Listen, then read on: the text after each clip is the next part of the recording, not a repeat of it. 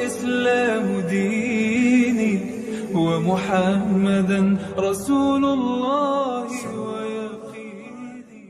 Oleh sebab itu yang paling bisa bersatu adalah umat Islam. Lalu kenapa judul kajian Masjid Muhsinin ini? Muhsinin kan?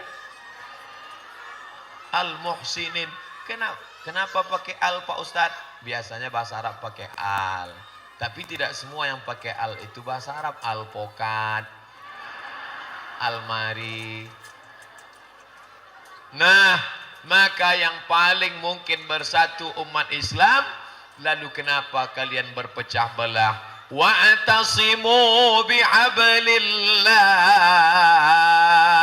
Berpegang teguhlah dengan tali Allah. Tali Allah itu satu, Al-Quran, dijelaskan oleh sunnah, dijelaskan oleh al-ulama warasatul anbiya. Quran, solat.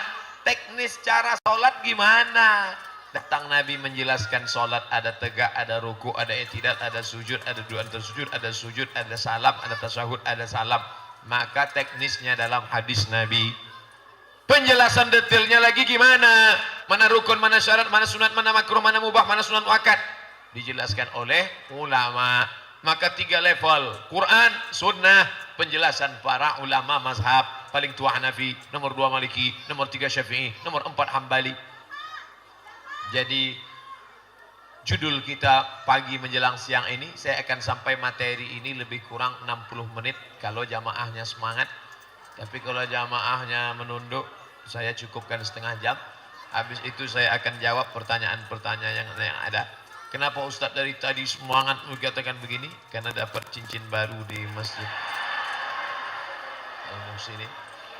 Oleh sebab itu maka yang paling mungkin untuk bersatu adalah kita, karena dasar-dasar kita memang kuat. Al-Quran sampai hari ini beda nggak antara Quran Muhammadiyah sama Quran NU? Sama, tapi coba pergi ke gereja Katolik dengan Protestan, beda jumlah Alkitab New Testament, perjanjian baru, beda, lain. Ustaz kok tahu? Saya kan punya teman-teman. Jadi kalau ada yang mengatakan saya ini radikal, orang teman saya ada yang Kristen, ada yang Katolik, ada yang Konghucu, banyak teman saya. Jadi ketika saya bicara ini bukan mau mengejek, bukan mau memperolok-olok, studi komparatif, studi banding. Hanya saja kadang yang nonton ini nggak punya paket. Dia tonton 2 menit, lalu dia komen, nonton dari awal sampai akhir, baru kau tarik kesimpulan. Aku tidak ingin mengajak engkau ke agamaku, lakum dinukum. Tapi kalau kau lama-lama dengar ceramahku, kau bisa tertarik loh.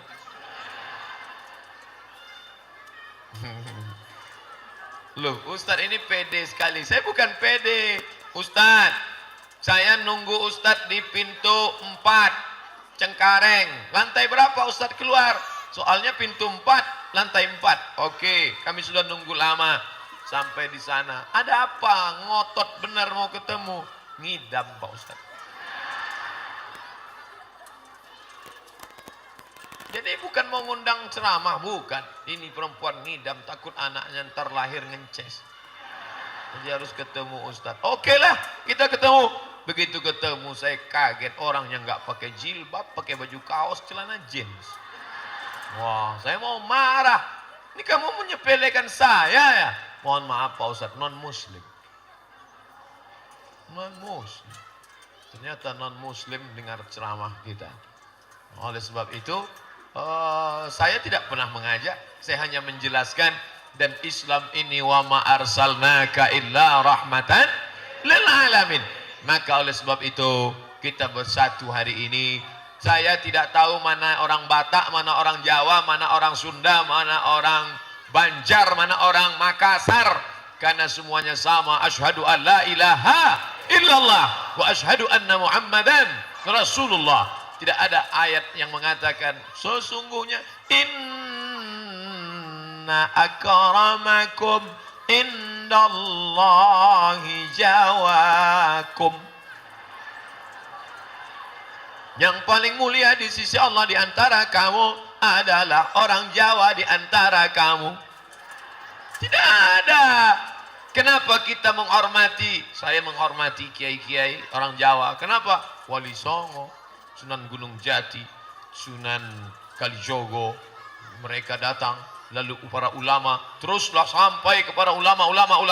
Sampai kepada Syekh Soleh Darat As-Samarani. Syekh Soleh Darat As-Samarani. Samarani, tahu arti Samarani? Orang Semarang. Syekh Soleh Darat As-Samarani. Lalu kemudian dari Wali Songo turun sampai kepada Syekh Mahfud At-Termasi. Tahu arti Termasi? Tremas Pacitan. Ulama besar, kitabnya dicetak di Darul Fikri Beirut dengan macam-macam. Syekh Mahfud At-Termasi punya murid Mbah Hashim Asy'ari, mendirikan Nahdlatul Ulama. Ulama-ulama besar, maka saya hormati, saya muliakan. Kenapa Ustaz muliakan? Kenapa Ustaz cium tangannya? Karena mereka punya sanad silsilah keilmuan sampai kepada Nabi Muhammad sallallahu alaihi wasallam. Jadi saya kalau nyampaikan sesuatu nggak pernah menurut saya, kata saya itu saya ambil dari guru-guru. Termasuk yang sekarang sedang dihebohkan, katanya saya mencaci maki Bashar al-Assad. Katanya saya menghujat Bashar al-Assad, Presiden Suriah. Ini somat ngawur, ini pasti ngambil dari internet, ini pasti karena nonton YouTube, ini pasti karena terpengaruh media pers. La ilaha illallah Muhammadur Rasulullah. Saya pergi ke kamar hotel, bukan bawa perempuan, na'udzubillah, menemui seorang ulama besar namanya Syekh Muwaffaq. Siapa namanya? Syekh Muwaffaq. Dan dia ahli hadis. Dia membacakan hadis arba'in, memberikan sanad arba'in. Hafal Quran, hafal hadis. Dan dia seorang mursyid tarekat Syadziliyah. Sanadnya bersambung kepada Imam Abul Hasan Asy-Syadzili sampai kepada Nabi Muhammad sallallahu alaihi wasallam. Saya tidak mau nanya di depan orang banyak, takutnya khawatir banyak pertanyaan, tidak ada waktu. Maka saya datang ke kamarnya. Syekh, hal indakum waqt? Apakah Syekh punya waktu? Saya mau dialog. Orangnya lembut sekali, baik. Silakan ya, duduk. Lalu saya pun duduk bercerita, saya bawa kertas pertanyaan, saya tulis, saya rekam. Hampir lebih 1 jam ngobrol. Pertanyaan diantaranya yang saya tanya, kaifa mauqifuna min Bashar al-Assad? Bagaimana kita menyikapi Bashar al-Assad? Disitulah dia menyebutkan bahwa ini terlaknat, bahwa ini zalim, ini penguasa yang tidak benar, menghabisi. Jadi pertanyaan itu dari saya kepada Syekh Muwaffaq, mursyid Syadziliyah, dan saya bertaklid kepada beliau. Paling selamat hidup ini bertaklid, tapi bukan taklid buta, taklid kepada ulama. Jadi jangan katakan ini somat sanatnya cuma sampai qala YouTube, qala Google radhiyallahu an. Enggak benar. Lalu bagaimana dengan Syekh Muhammad Said Ramadan Al-Buti, ulama besar? Saya tanya itu kepada Syekh Muwaffaq, Syekh, bagaimana dengan saya pengagum Syekh Al-Buti? Kenapa Syekh Muhammad Said Ramadan Al-Buti bisa sejalan dengan Bashar al-Assad? Apa kata dia? Hadza alimun allamah. Ini adalah seorang ulama besar, ilmunya banyak, zahidun, orangnya zuhud, tidak terlena dengan dunia. Lakinnahu bakhlu', tapi dia tertipu dan terpedaya. Orang soleh yang ditipu oleh orang yang zalim, tapi Allah memuliakannya. Akhirnya Syekh Muhammad Said Ramadan Al-Buti meninggal sebagai seorang syahid, meninggal di masjid sedang berceramah, diledakkan dan menunjukkan Allah memuliakan dia sebagai mati syahid. Allahu Akbar. Ini perlu saya jelaskan supaya apa? Jangan ada fitnah di antara kita. Bapak Ibu yang dimuliakan Allah Subhanahu wa taala, di antara yang memecah belah kita adalah dua, fitnah dan fitri. Mohon maaf Ibu Fitri kalau ada kesamaan nama. Maksudnya Fitri mana tahu Bapak tiba-tiba membalas SMS, "Papa, sini sebentar. Ini atap bocor, bentar lah lagi balas WA Fitri." Nauzubillah. Ada seorang bapak-bapak tiba-tiba nelpon, "Ya sayang, sebentar," katanya. Langsung istrinya ngamuk. "Kenapa sebut-sebut sayang? Itu siapa?" Akhirnya bapak ini emosi, dia campakkan HP-nya. Wah. Gara-gara apa? Enggak klarifikasi. Ternyata setelah ditanya, yang dia bilang sayang itu siapa? Nama kawannya sekantor laki-laki namanya Pak Sayang. Orangnya ada, hidup sampai sekarang, pegawai Kementerian Agama. NIP-nya jelas, laki-laki Pak Sayang. Anak ini dari kecil memang dipanggil ibunya sayang, sayang, maka sampai sekolah namanya Pak Sayang. Istri posesif, cemburu. Padahal suami yang dicemburukan itu bukan ganteng. Banyak di jalan seperti itu. Itulah pentingnya klarifikasi. Saya senang kalau jamaah sebelum menghukum nanya dulu, Ustadz Somad, menyikapi masalah ini Ustadz ngambilnya dari mana? Masalah ini Ustadz bertaklidnya kemana? Oh, ini ternyata ulama berijtihad ya. Kalau begitu saya amat sangat mohon maaf. Jangan menjudge langsung. Nahnu, kita ini siapa? Kita ini duat. Kita ini ngajak orang ke jalan Allah. Kita ini bukan qudat, hakim. Kita ini mengajak orang ud'u ila sabili rabbik. Ajaklah orang ke jalan Allah bil hikmah, dengan kata-kata yang santun, wal mau'izatil hasanah, suri tauladan yang baik. Berdebat, oke, silakan debat, kita semua terbuka untuk berdebat. Tapi kalau berdebat, wajadilhum billati hiya ahsan, berdebatlah dengan cara yang santun, bukan Hasan. Hasan baik, ada yang lebih hebat lagi dari Hasan. Apa dia? Ahsan. Nama suami kamu siapa? Pak Hasan. Hebat suami aku dong, siapa? Ahsan. Bapak Ibu yang dimuliakan Allah Subhanahu wa taala, maka persatuan kita ini insya Allah tidak akan rusak, tidak akan lapuk, tidak akan patah. Kenapa? Karena filosofi dalam salat, imam tidak boleh angkat takbiratul ihram sebelum shaf. Apa kata imam? Shawus sufuf, luruskan shaf. Fa inna taswiyatas sufuf min tamamis shalah. Lurusnya shaf bagian dari kesempurnaan salat. Lain padang, lain belalang, lain lubuk, lain ikannya, lain tempat, lain caranya. Ada di satu masjid macam-macam saya dengar, ada satu masjid mengatakan luruskan shaf, angkat kaki celana. Ada lagi satu masjid mengatakan luruskan shaf, matikan HP. Ada lagi satu shaf, ada lagi satu masjid, ada lagi satu imam lain, luruskan shaf, simpan batu cincin. Saya kaget. Saya nanya, loh Pak Imam, biasanya imam-imam masjid cuma mengatakan luruskan shaf. Pak Imam kok lain? Luruskan shaf, simpan batu cincin. Ustadz, saya sendiri kalau sedang jadi makmum, terganggu mata saya ngelihat batu orang. Saya lihat, mantap. Makanya sebelum sholat disimpan dulu. Oh itu ternyata. Tujuannya untuk apa? Supaya fokus. Kiblat mata satu ke tempat sujud, kiblat dada satu ke arah Ka'bah, kiblat hati satu kepada Allah. Allahu Akbar. Tapi ternyata antara satu dengan satu orang ada ruang yang kosong, hampa. Setan masuk ke dalam. Makanya rapat. Kaki rapat dengan kaki, bahu rapat dengan bahu. Ustadz Somad, saya kalau bahu dengan bahu rapat nggak masalah karena ada kain, saya nggak risih. Tapi kalau kaki rapat dengan kaki saya risih. Saya orangnya sensitif Pak Ustadz. Kalau kena saya geli. Oke, nggak usah terlalu rapat, tapi jangan sampai ada jarak yang terlalu lebar. Oke, makanya saya termasuk yang tidak terlalu sensitif. Kalau ada orang yang nyenggol kaki saya diam aja. Tapi enggak semua orang begitu. Kalau kita senggol kaki teman kita sekali, dia pindah, jangan ditempel lagi. Jadi kita pindah.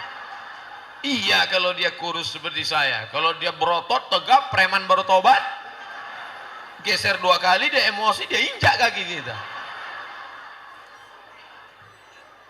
Sholat dekat saya nanti silakan. Mau dekat nempel nggak apa-apa, tapi jangan bergerak. Ini udah dekat. Ini saya. Artinya apa? Jangan sampai ada celah, karena ketika ada celah setan masuk. Jangan ada orang ketiga di antara kita. Betul? Langsung aja nanya, Ustadz Somad, ini kenapa bisa begini? Kami ngundang kok lama betul sampai 2 Juni 2019. Juni 2019 Ustaz. Sekarang baru Maret, 1 tahun 3 bulan. Muhsinin, Al-Muhsinin dulu, Muhsinin Alfa. Hah? Alfa Indah. Muhsinin Alfa Indah kenapa 6 bulan? Itu kan dulu. Sekarang dia sudah berkembang. Nah, jadi jangan ada fitnah. Oh iyalah, karena Al-Muhsinin Alfa Indah itu orangnya indah-indah. Bisa 6 bulan, masjid kami sampai 1 tahun 3 bulan, lalu muncul fitnah. Iyalah, masjid Al-Muhsinin Alfa Indah karena ngasih 1 cincin bisa 3 bulan. Nanti dikasihnya cincin sebesar batu gilingan. Itulah perlunya klarifikasi, tabayun. In ja'akum fasiqun. Kalau ada orang bawa berita kepada kamu, fatabayyanu, klarifikasi. Oleh sebab itu, ini gimana nih Masjid Alfa Indah ini? Padahal sedekah banyak, padahal infak banyak. Kenapa bisa panas? Padahal AC banyak. Klarifikasi dulu. Bukan masalah wakafnya, bukan masalah panasnya, tapi orangnya penuh. Over capacity. Padahal di luar banyak berdiri, saking semangatnya. Kalau begini di masjid, yang saya bingung sholatnya gimana? Ya Pak Ibu yang dimuliakan Allah, jangan mudah menuduh macam-macam. Ini masjid kita banyak, sedekahnya hebat, jamaahnya ramai. Kenapa bisa begini? Jangan diekspos di Facebook. Apalagi buat video pendek streaming menyebarkan fitnah. Jangan. Klarifikasi, langsung datang ke ketua masjid. Pak Ketua, ya ini sedekah kita selama ini banyak. Kemana uang ini perginya? Saya mau nanya ini Pak. Lalu apa kata Pak Ketua Masjid? Mohon maaf, kita sedang beli tanah untuk mendirikan SMPIT. Oh, pantesan. Kenapa nggak diumumkan selama ini? Takut jadi fitnah. Oh, kalau gitu saya mau nyumbang lah Pak. Tapi tolong jangan tulis nama saya, buat aja hamba Allah, hamba Allah. Saya takut riak. Iya, boleh. Mau nyumbang berapa? 25.000 aja.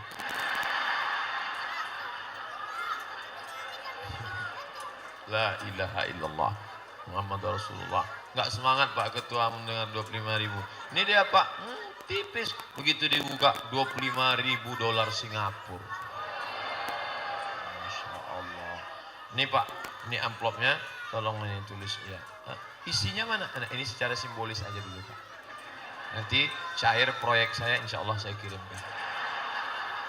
Astagfirullah. Kalau ada yang model begini kita doakan semoga lancar dan cair insya Allah. Ini Ustadz ceramah ini ada masukan dari ketua masjid untuk nyindir atau gimana? Enggak. Ini tiba-tiba keluar begitu saja. Saya nggak tahu karena saya termasuk Ustadz yang nggak pandai sindir menyindir. Saya kalau di pesan-pesan Ustadz harus nyampaikan ini nggak bisa. Ustadz nanti tolong sampaikan bahayanya orang yang bersedekah lalu meminta kembali sedekahnya. Siapa yang bersedekah lalu meminta kembali sedekahnya sama seperti anjing yang menjilat muntahnya kembali. Begitu selesai pengajian, mohon maaf Pak Ustadz yang disindir nggak datang. Sakit hati gitu. Sewak. Makanya saya nggak mau sindir menyindir. Apa yang ada dalam pikiran saya itu saya sampaikan. Mudah-mudahan ilham dari Allah Subhanahu Wa Taala yang dibawa oleh para malaikat. Wahyu sudah tidak ada lagi. Wahyu sudah tidak ada kecuali wahyu suami ibu. Pak Wahyu masih ada. Wahyu sudah tidak ada, putus sejak meninggalnya Nabi Muhammad Sallallahu Alaihi. Tapi ternyata masih ada orang yang ngaku menerima wahyu. Dan masih ada yang ngaku bawa wahyu. Yang ngaku bawa wahyu ngaku Jibril. Siapa namanya? Lia Eden. Yang ngaku nerima wahyu namanya Ahmad Musadek. Nabi terakhir. Maka Pak polisi juga klarifi. Maka ditangkaplah Lia Eden dan ditangkap Ahmad Musadek. Ditanya. Wahyu siapa yang bawa? Jibril. Yang nerima wahyu? Nabi. Nabinya terakhir namanya Nabi Ahmad. Dikonfrontir, ditanya di ruang berbeda. Jibril pernah bawa wahyu ke Ahmad? Enggak. Lalu ditanya Nabi Ahmad, dia pernah nerima wahyu dari Jibril? Enggak. Kalau gitu dua-duanya bohong. Itu maka mereka kedua masuk tangkap polisi. Betul? Klarifikasi. Kasih, apalagi sekarang fitnah-fitnah luar biasa. Luar biasa fitnah-fitnah ini. Oleh sebab itu maka persatuan kita akan selamat pertama. Karena judulnya memang menjaga persatuan. Persatuan jaga. Jangankan persatuan antara jamaah, persatuan ibu dan bapak pun bisa rusak gara-gara isu. Oleh sebab itu maka jangan, apa kata ibu, papa mau keluar kota silakan, tapi pegang satu. Apa mah? Jangan ada dusta di antara kita. Begitu. Dan yang satu lagi mah kata si papa, apa dia? Jangan ada password HP di antara kita. Nah, oleh sebab itu yang pertama harus ada klarifikasi, jangan ada isu. Yang kedua, ya ayyuhalladzina amanu, hai orang beriman, ijtanibu katsiran minaz-zan, jangan buruk sangka. Buruk rupa enggak apa-apa, buruk sangka na'udzubillah jadi musibah.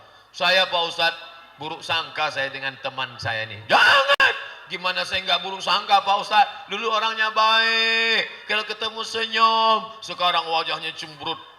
Memang sih dia mobil baru, dia rumah baru, bini baru, yang lama meninggal. Ibu mau marah aja. Sekarang sejak itu dia cemberut aja Pak Ustadz, dia sombong sekarang.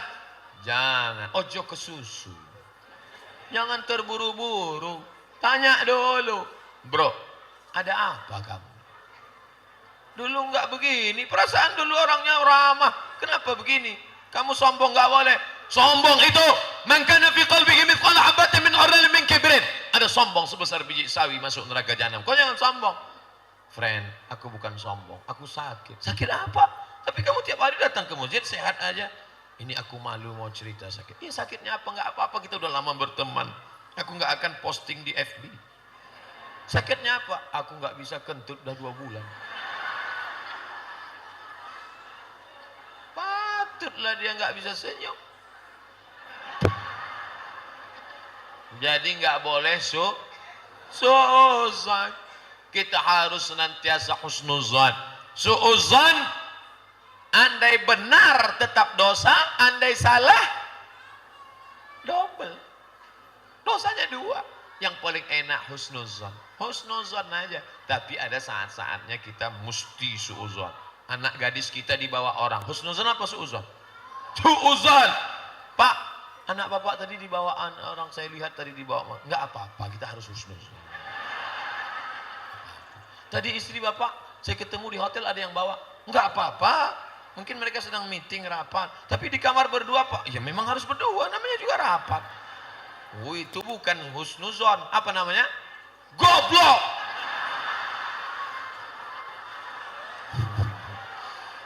Oleh sebab itu ini mesti ada. Yang pertama, klarifikasi. Yang kedua, jangan suuzon. Yang ketiga, ghamtun nas, jangan menyepelekan orang. Tak boleh. Mau dia orang Jawa, mau dia orang Sunda, mau dia orang Batak, mau dia orang Arab. Yang ini Arab Pak Ustaz, yang ini Arab cemas. Yang ini Arab maklum. Semuanya adalah hamba Allah. Yang menciptakan dia siapa? Allah. Yang mengutus dia ke dunia ini siapa? Allah. Menyepelekan dia berarti menyepelekan Ustadz Somad, ini anak saya, tapi mohon maaf Pak Ustadz, mohon maaf ya Pak Ustadz, nanti kalau tingkah laku tindak tanduknya tidak seperti anak yang lain, dia memang mesti ada perlakuan khusus. Kata seorang tua kepada saya, khawatir anaknya tidak hormat, tidak mau menyalami saya ambil tangan anak itu, saya cium. Inilah tamu Allah, dia lebih dulu masuk surga 500 tahun daripada kita, karena dia tak ada dosa apa-apa. Jangan kau sepelekan. Ini tamu Allah, dia lebih dulu masuk surga, kita banyak dosa. Yang paling banyak dosanya di masjid ini siapa? Yang paling banyak ngomongnya, itu yang paling banyak dosanya. Man kasura kalamuhu, siapa yang banyak ngomongnya, kasura saqatuhu, maka dia yang paling banyak salahnya. Makanya saya sadar bahwa saya orang yang paling banyak salah. Dan orang paling banyak salah adalah orang yang mesti paling dulu minta Maaf. Bapak Ibu sekalian, kalau ada kata-kata saya tidak berkenan di hati, maka saya selama menyampaikan ceramah ini saya mohon maaf. Maukah Bapak Ibu maafkan saya? Demikianlah tausiah ini saya sampaikan. Belum, masih contoh. Itulah pentingnya klarifikasi. Jangan cepat menghukum. Loh kok cepat sekali? Nanya dulu, ini serius nggak Pak Ustaz? Ini baru contoh. Jangan pernah menyepelekan orang. Reuni sedang rame-rame. Datang yang satu pakai jas, pakai dasi, bawa mobil. Orang semua hormat. Lihat tuh, dia berhasil. Hebat kan? Hebat kan? Pas ditanya, apa? Rupanya kerja di rental. Yang satu datang pakai sendal jepit, biasa bawa angkot. Semua menyepelekan. Apa tuh? Masa tamat sekolah sama kita dulu kuliah cuman jadi supir angkot, bukan menyepelekan saudaraku yang supir angkot. Makanan yang kalian cari itu halalan thayyibah. Baik, kalian berjihad di jalan Allah, menjaga diri dari yang haram. Tapi orang menyepelekan. Apa tuh? Tanya dulu, begitu didekati. Gue kerja apa sekarang?